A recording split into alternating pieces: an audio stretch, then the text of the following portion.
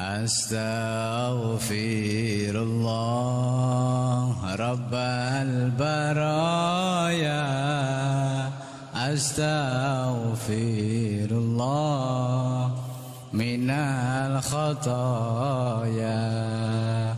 Rabbi zidani ilman nafi'a wa wafiqani amalan salihah. Ya Rasulullah salamun alaik ya rafi'a sya'ni wal daraji. Atfatan ya jiratal alami. Ya uhailal judi wal karami. Ya uhailal judi wal karami. Ngawiti ingsun nglarasi iran kelawan muji.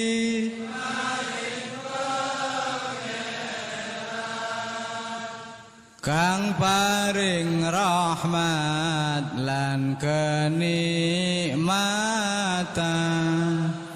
rina wengine tanpa pitungan. Rina wengine tanpa pitungan. Duh bala kanca priya wanita aja mung ngaji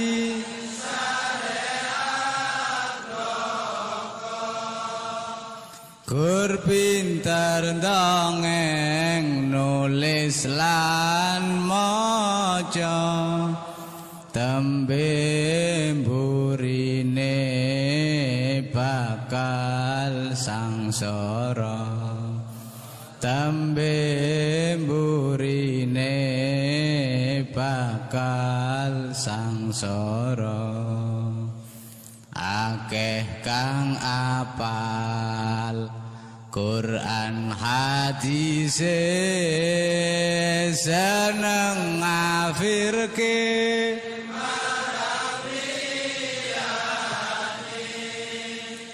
Kafire dewe dak digatekke yen isih kotor ati akale. Yen isih kotor ati akale. Gampang kabujuk nafsu angkara ing pepaese kepyaring donya. Iri lan meri sukiye tangga mula atine peteng lan nista. Mula ati peteng lan nista. Ayo sedulur jong lalekake wajib ngaji sak pranatane. Nur pindalake iman tauhide bagus sangu mulya matine.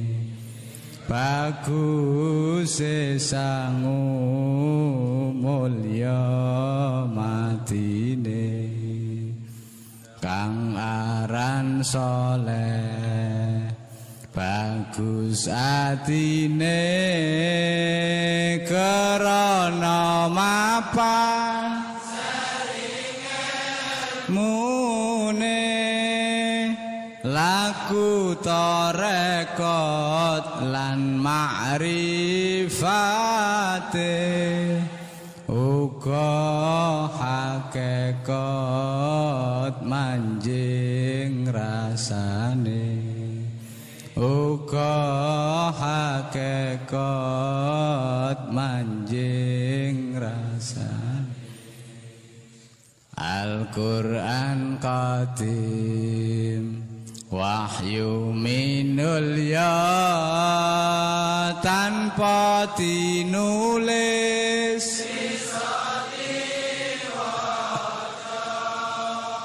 iku wajangan guru waskita den tanjepake ing jero dada den tanjepake ing jero dada kumantil ati lan pikiran merasuk ing badan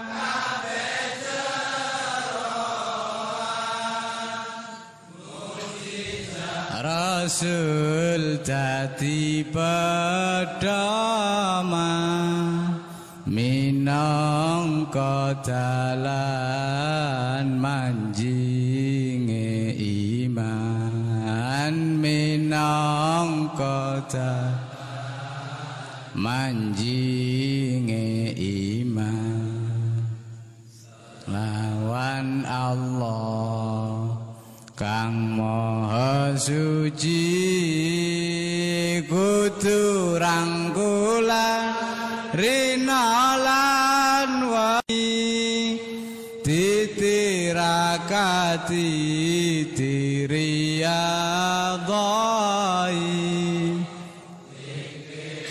lan suluk jangan dilali zikir lan suluk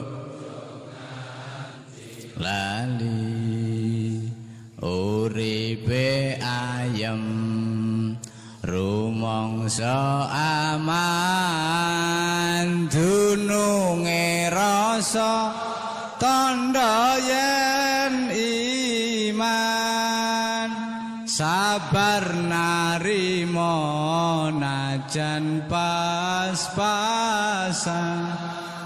kabeh tinakdir saking pangeran kabeh tinakdir saking pangeran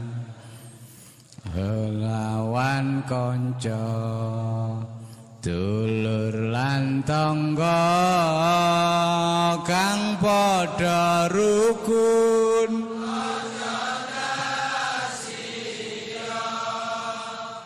iku sunnahe Rasul kang mulya Nabi Muhammad panutan kita Nabi Muhammad panutan kita ayo lakoni sekabehane Allah kang bakal ngangkat derajate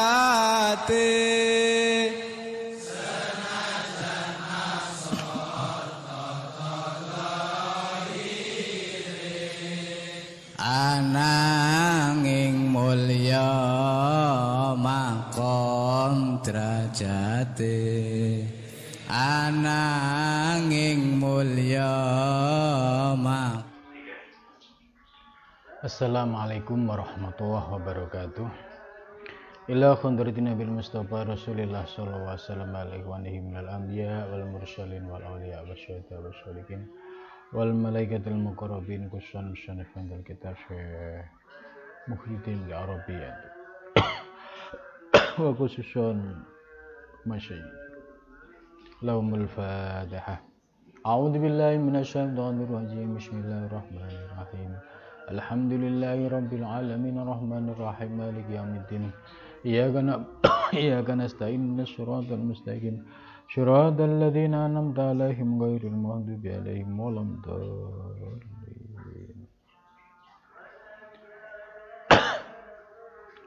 Bismillahirrahmanirrahim. Qala musannif rahimakumullah wa nafa'ana bihi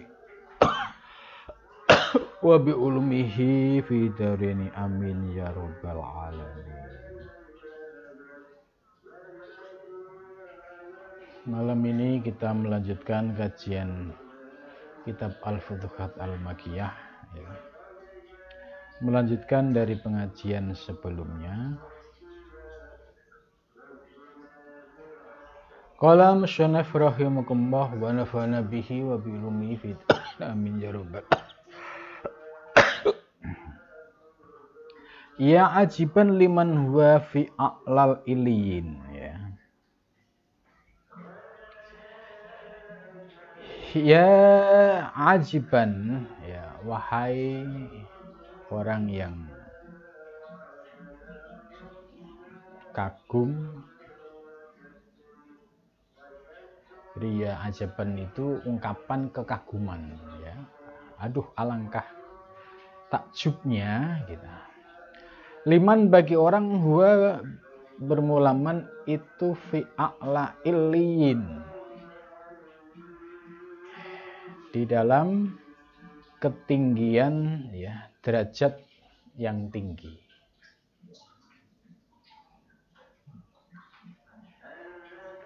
Wa yatakhayyalu annahu fi asfalis safilin. Wa yatakhayyalu, dan dia ya berkhayal atau membayangkan annahu sesungguhnya fi asfalis safilin ya, pada derajat rendahnya, paling rendah. Asfalas safilin itu derajat paling rendah. Ini ada kemiripan kata aspal. Aspal itu kan ya sesuatu yang ada di bawah, rendah gitu. Dalam Arab ya aspal itu rendah. A'udzu billahi an akuna minal jahilin gitu. A'udzu, aku berlindung, billahi dengan Allah, an akuna, supaya aku menjadi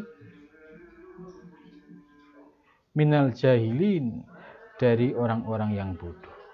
Jadi berlindung kepada Allah ya, menjadi orang-orang yang bodoh. Nah, maksud penjelasan Syekh Ibnu Arabi terkait ungkapan ya ajaban liman huwa fi a'lal iliyin wa yatakhayyalu annahu fi asfalas safilin, a'udzu billahi an akuna minal jahilin, ini menjelaskan bahwa ya Syekhunal Akbar Ibnu Arabi kagum terhadap orang-orang yang bisa menapaki jenjang spiritual hingga bisa meraih derajat yang paling tinggi ya. A'la iliyin, derajat paling tinggi, derajat spiritual yang paling tinggi. Dan ini ada real ya. Orang-orang yang mencapai pada derajat a'la iliyin, yaitu ketinggian derajat rohani, itu ada. Ya, mereka adalah kekasih-kekasih Allah. Mereka orang-orang yang dicintai oleh Allah, sehingga mendapatkan kesempatan untuk menduduki makom a'la iliyin.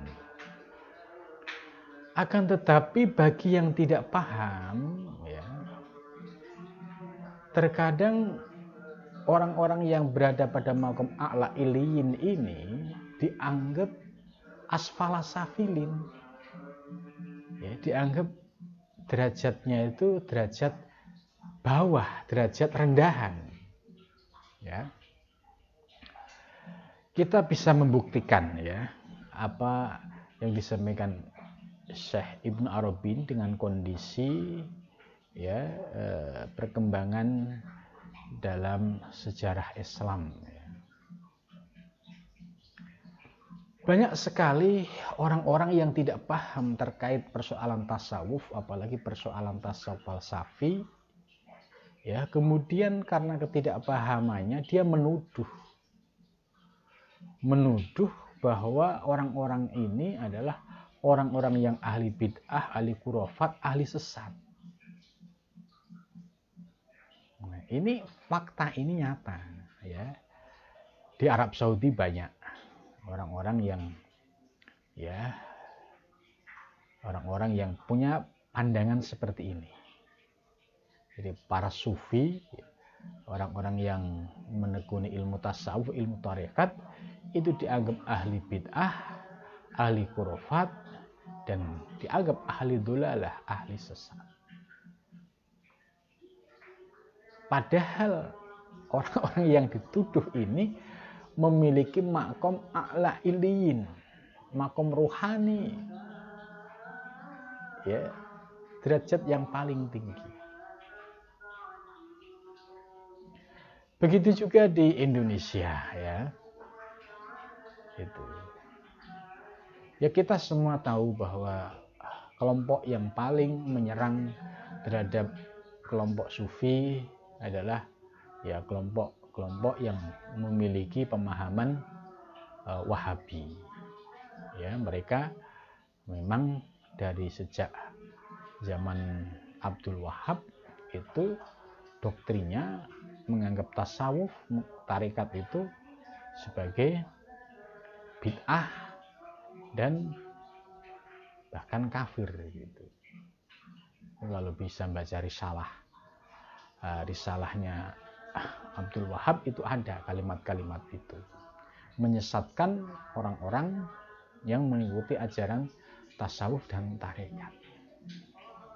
Sementara satu sisi bahwa orang-orang yang mendalami ilmu tasawuf tarekat itu adalah orang yang sudah melakukan proses penyucian lahir dan batin dengan riyadhah mujahadah, ya, semua didasarkan pada Al-Quran dan mengikuti jejak Nabi besar Muhammad SAW hingga sampai akhirnya mendapatkan martabat di sisi Allah Subhanahu wa Ta'ala.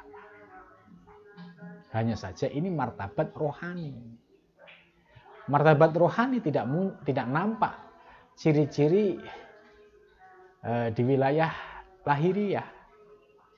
Ya, banyak kekasih-kekasih Allah yang tidak nampak secara fisik bahwa itu adalah orang-orang yang dicintai oleh Allah.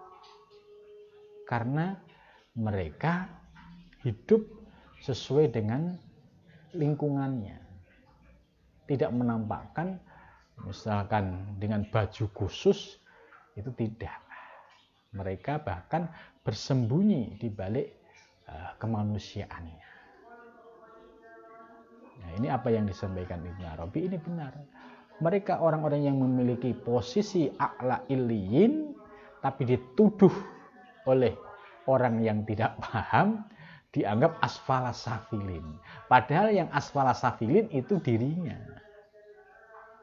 Itu. Orang yang menuduh ilmu tasawuf sesat ya pasti hatinya keras. Orang yang menuduh tarekat itu sesat pasti tidak bisa menikmati perjalanan rohani. Ya, mereka hanya sebatas mengkaji dari teks-teks, ya, yang sifatnya tekstual, ya, tidak mengkaji dari sisi substansinya. Ini menarik ini. Orang-orang yang memiliki makom a'la iliyin dituduh oleh mereka yang tidak paham seolah-olah dalam posisi asfala safilin, padahal yang menuduh ini sesungguhnya posisi mereka pada posisi asfala safilin. Yang mereka orang tidak mengenal Tuhan. Ditanya coba orang-orang yang bermadhab Wahabi misalkan, ya bagaimana ketika Anda takbir, apa yang diingat tentang Allah? Bagaimana praktik ihsan misalkan? Ya, kalau mereka pemahamannya terkait dengan ketuhanan bahwa Tuhan itu ada di atas, di langit, ya maka ilustrasinya dia menggambarkan Tuhan sedang duduk di singgasana di langit. Muncul ilustrasi-ilustrasi menggambarkan kayak raja-raja di dunia. Padahal ini bertentangan dengan surat Al-Ikhlas. Bertentangan dengan ayat laisa kamislihi syai'un. Jadi secara tauhid dia masih dangkal, secara pengamalan ihsan dia juga masih belum merasakan, ya. Karena ihsan ini kan antak budawah ka'annaka taroh. Nah, kalau tidak paham ilmu tasawuf, ilmu tarekat, akhirnya memvisualisikan rupa Tuhan, ya wujudnya ada di singgasana di arsy. Nah ini kan sudah salah, bertentangan dengan ayat lain. Itu. Nah, a'udzubillah, karena itu Ibnu Arabi memohon kepada Allah, ya dijauhkan, ya supaya tidak menjadi orang-orang yang bodoh. Itu. Orang yang bodoh itu ya orang yang tidak memiliki dasar ilmu untuk menilai orang lain. Nah, dia menilai para sufi, para ahli tarekat, ya dianggap ahli bid'ah, ahli sesat, padahal dia belum mengerti ilmunya. Itu. Nah, jangan sampai ya ditutup dari sisi rohani sehingga akhirnya menjadi ulama dzahir. Ya, ulama dzahir ya sulit untuk bisa menganalisa ulama batin. Itu. Maka akan menjadi kebodohan.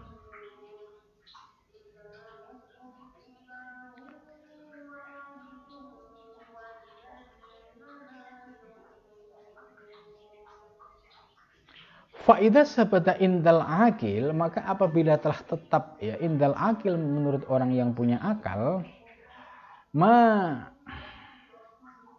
sesuatu asartu yang telah aku isyaratkan ilahi kepadanya wasoha dan sah. Ya. Jadi apa wa idza sabata indal akil, kalau orang yang punya akal mau merenung, mau menggunakan akalnya, tapi akalnya ini didasari dengan spiritual, ya, sehingga nanti mendapatkan pencerahan ilahi. Tapi kalau akal murni, ya, itu kebablasan menjadi ateis.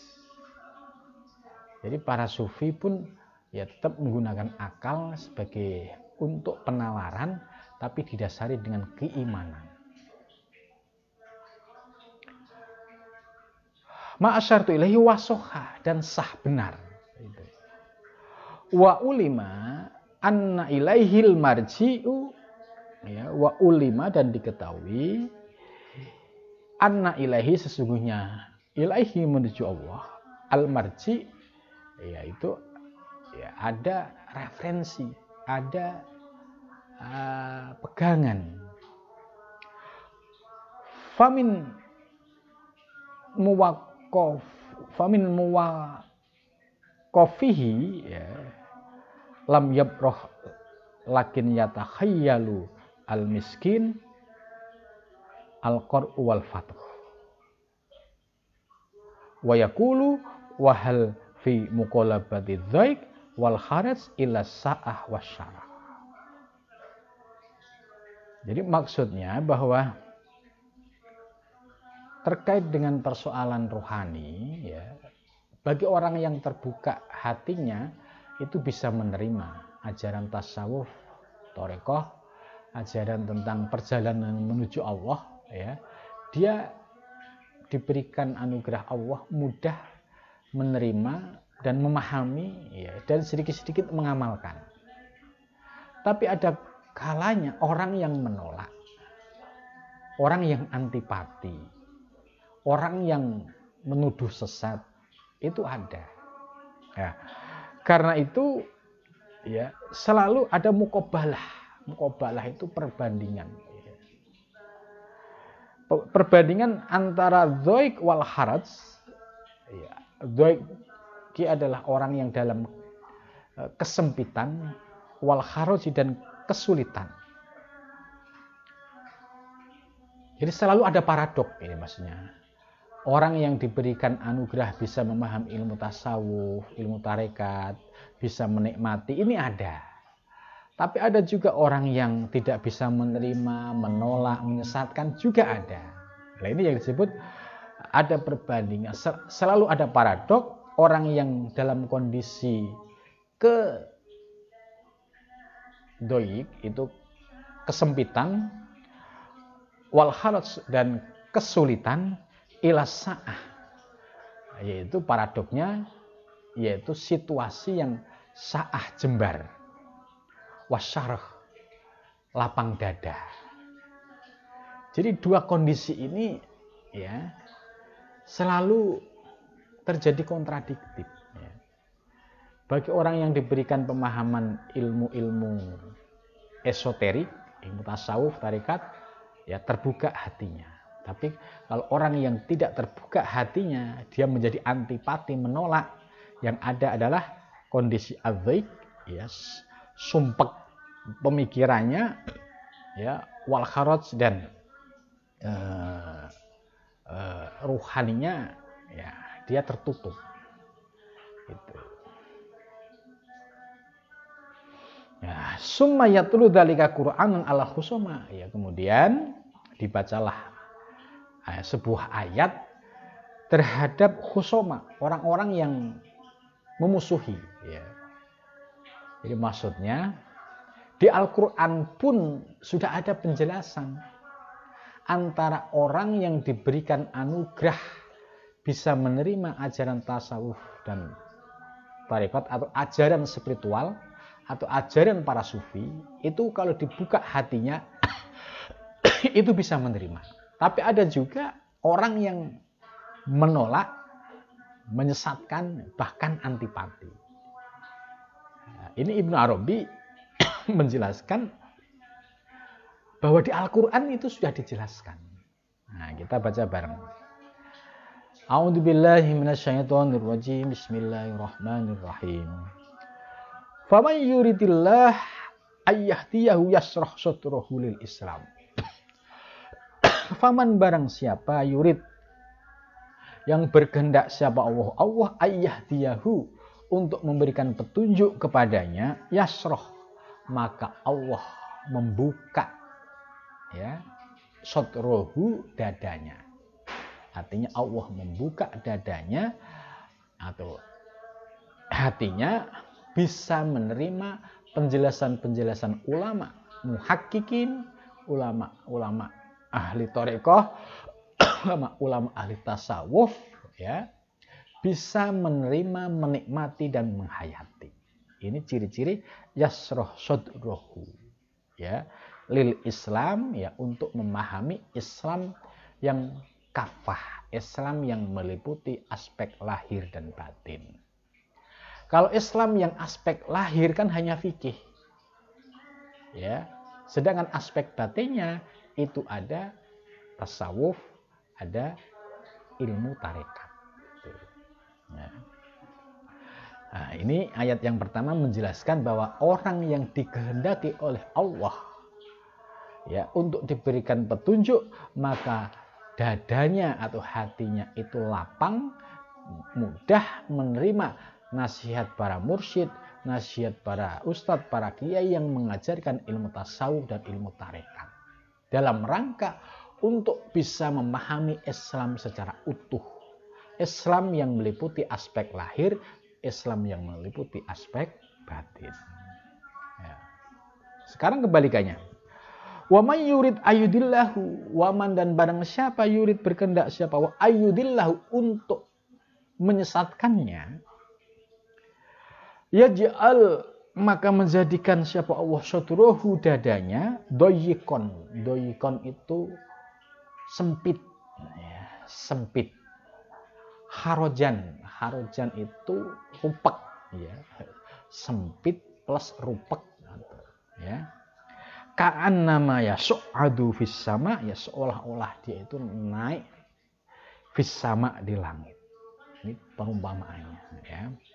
Jadi orang yang dikehendaki oleh Allah untuk disesatkan, artinya tidak sampai bisa memahami ajaran-ajaran para sufi, ajaran-ajaran esoterik, ajaran-ajaran batiniah, ya, itu akan menjadikan dadanya itu sempit, sumpek, ya. Maka pemahamannya ketika mengkaji teks Al-Quran terbatas pada pemahaman tekstual, tidak bisa memahami, ya, dari sisi substansinya. Nah, kondisi ini selalu ada, ya. Jangan sampai kita ini sudah on the track, ya. Artinya hati kita termasuk diberikan anugerah bisa mahabbah dengan ilmunya para ahli hakikat, ahli tasawuf, ahli tarekoh. Yang penting mahabbah dulu. Kemudian kita sudah mengkaji, sudah belajar, sudah bisa menerima. Kemudian tahap berikutnya pelan-pelan kita amalkan sedikit-sedikit, ya. Jangan sampai posisi sudah seperti ini kemudian mundur, balik arah menjadi penentang. Apaan? Ya, tasawuf itu sesat, tarekat itu sesat, itu bid'ah, itu. Nah, ini pertanda dua. Tadi yang dijelaskan, ya, satu orang yang dibuka hatinya, satu orang yang ditutup hatinya.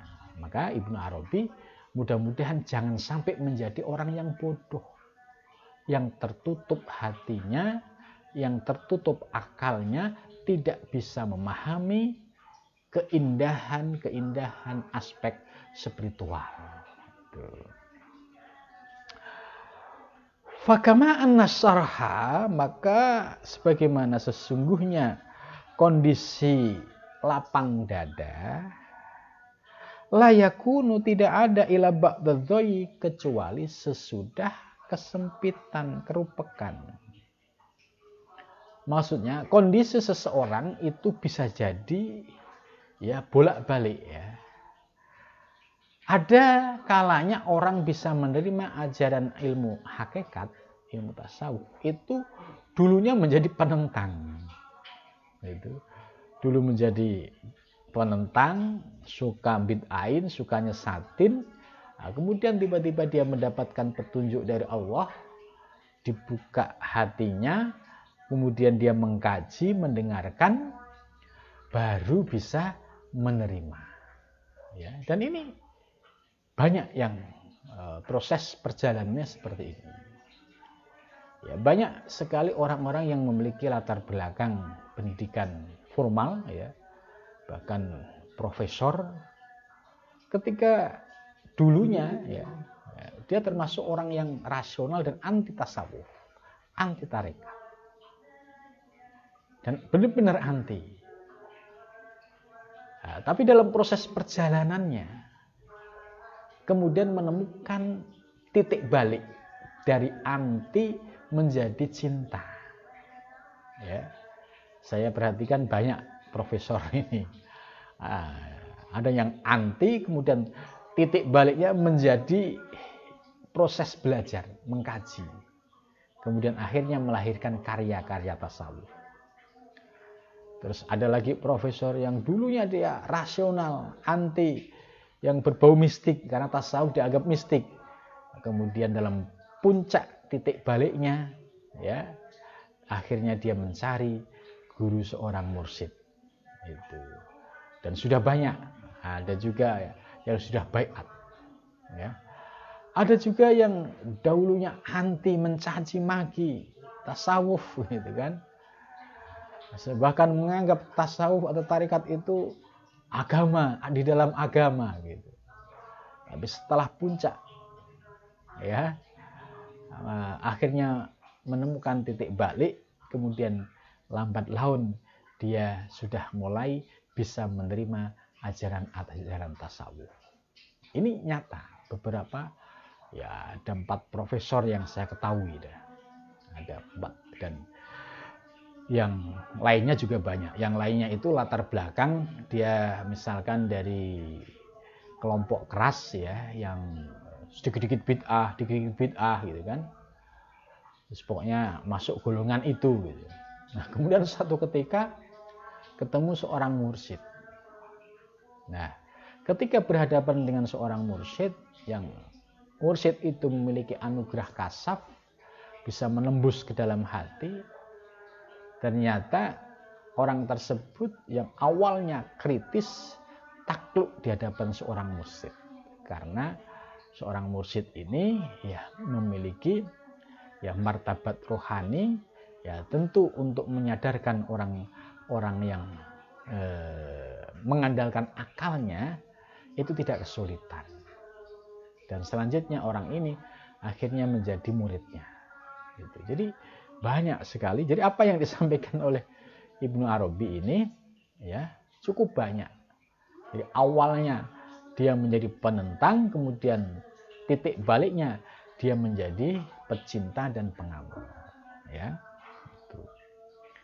itu.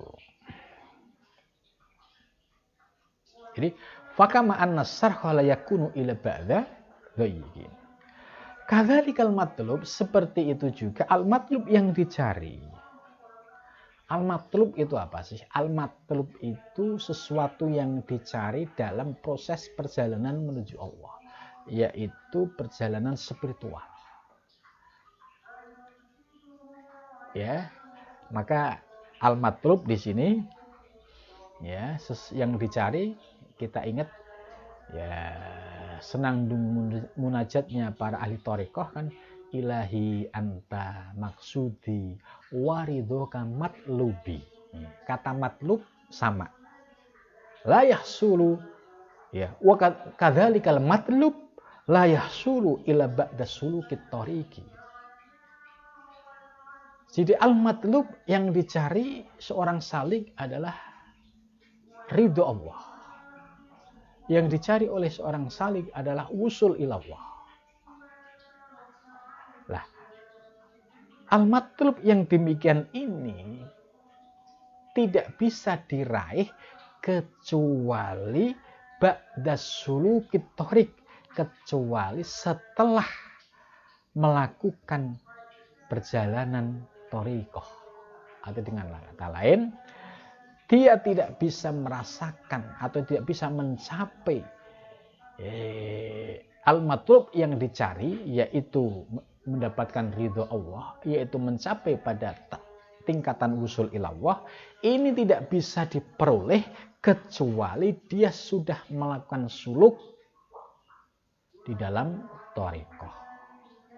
Ya. Nah, suluk thariqah itu apa sih? Suluk thariqah itu sebagai proses pengamalan dari penyucian jiwa. Ya, sebab di tradisi suluk ya, contoh misalkan thariqah Naqsabandiyah ya. Ini ada suluk ya 10 hari. 10 hari ini sebagai momen untuk belajar ya, membersihkan kotoran-kotoran batin dan juga untuk membersihkan hati dan pikiran dari sesuatu selain Allah. Nah, ini dibuat metode suluk 10 hari. Dan ini hampir terjadi di Naqsabandiyah, hampir di seluruh dunia itu punya tradisi suluk ini atau disebut kholwatan atau kholwah.